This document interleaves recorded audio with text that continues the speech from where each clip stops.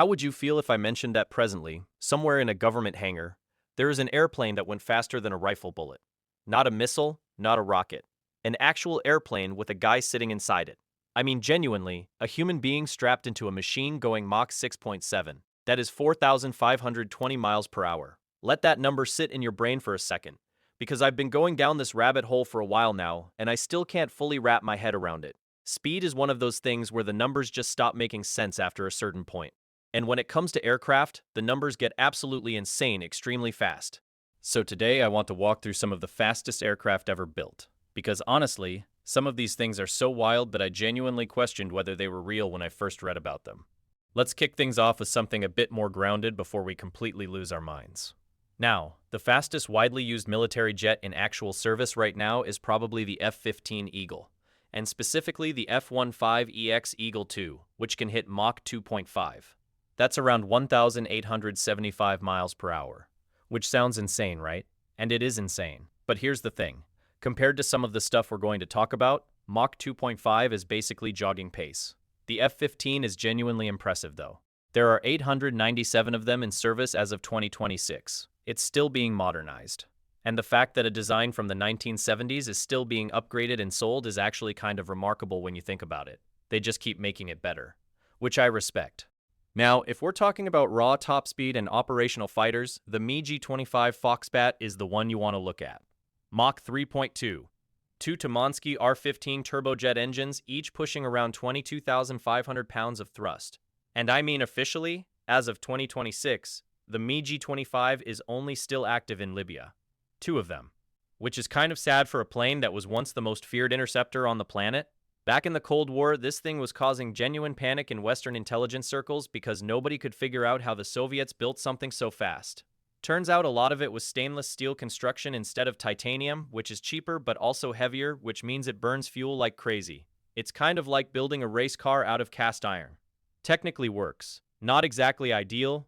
And then there's the SR-71 Blackbird. I mean, come on. The SR-71, Mach 3.3, officially.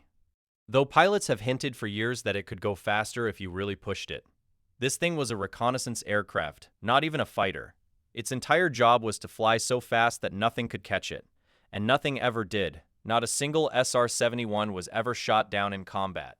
Every time a missile got launched at it, the pilots would just throttle up and fly away.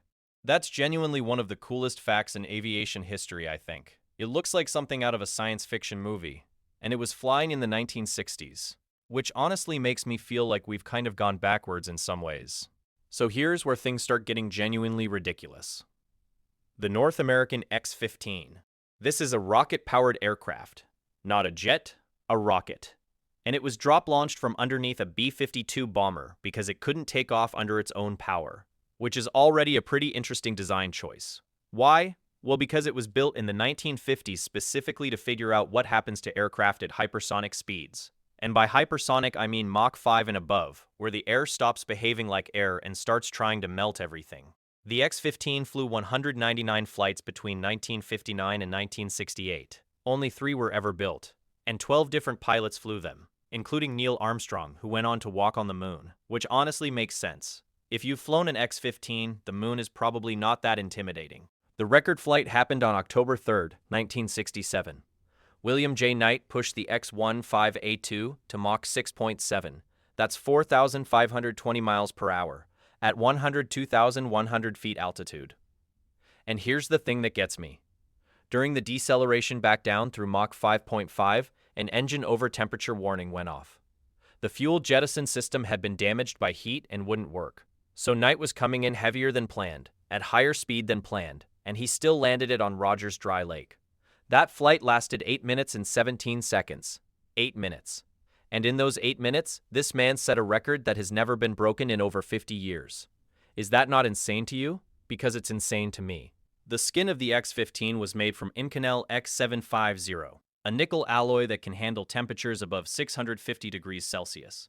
And on the record flight, they coated the whole modified X-15A2 with a pink ablative thermal coating that was designed to char and burn off during flight, carrying heat away with it.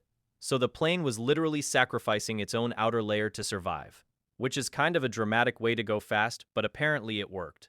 The whole airframe was basically being destroyed slowly in order to protect the pilot inside. I mean, wow. I genuinely don't know how anyone looked at those numbers in 1954 and said, yeah, we can build that. Let's go. 8X-15 pilots actually received USAF astronaut wings for flights above 80 kilometers altitude. Joseph Walker flew to 107,960 meters in 1963, which is above the Kármán line, the official boundary of space. So technically, X-15 pilots were astronauts, in an airplane. A weird rocket-powered B-52 launched airplane that looked like a black dart, and the record Knight set in 1967 still stands. No crude-powered aircraft has gone faster, not in 58 years, which tells you something about how genuinely extreme that achievement was. Now, if you want to go faster than the X-15, you have to remove the human being. And that brings us to the NASA X-43A unmanned, scramjet powered. And it hit Mach 9.6 on November 16, 2004. That is approximately 7,346 miles per hour, at 110,000 feet over the Pacific Ocean. A scramjet is different from a normal jet engine because combustion happens inside airflow that is already moving at supersonic speeds, which sounds like it shouldn't work. And apparently getting it to work was the entire challenge of the $230 million HyperX program that took 8 years. The X-43A is only about 12 feet long. It runs on hydrogen fuel, and it doesn't carry its own oxygen because it scoops oxygen out of the air it's flying through, which is impressive engineering for something that looks like a slightly fancy wing. The way they launched the X-43 AMPS is also a bit of a production. A modified B-52 carried it up to about 20,000 feet, dropped it attached to a booster rocket, the rocket screamed up to Mach 5 and 100,000 feet altitude, and then the X-43 separated and flew under its own power. The actual scramjet portion of the flight lasted only seconds. But in those seconds, it broke every air-breathing speed record ever set. And that record has held since 2004. 22 years. No country has beaten it, which is honestly surprising given how much money everyone is currently throwing at hypersonic research. The US alone budgeted $3.9 billion specifically for hypersonic weapons in 2026. Which brings me to the Boeing X-51 Waverider. Now this one actually sustained scramjet flight for 210 seconds in 2013. Not quite as fast as the X-43A, topping out at Mach 5.1, which is around 3,900 miles per hour. But the point wasn't maximum speed. The point was proving that scramjet engines could run for longer than a few seconds without destroying themselves, which apparently is harder than it sounds. The X-51 is 25 feet long and it looks like a very angry wedge. The technology from it is now being used to develop a Mach 5 plus missile. So we've gone from, can we make this work at all, to let's put it on a weapons system. That escalated quickly. And then on the civilian side, just to bring things back down to earth a little, the fastest civilian aircraft right now is the Bombardier Global 8000, which entered service in December 2025 and tops out at Mach 0.95, which is genuinely impressive for a business jet, Mach 0.95. You can fly 8,000 nautical miles on one tank.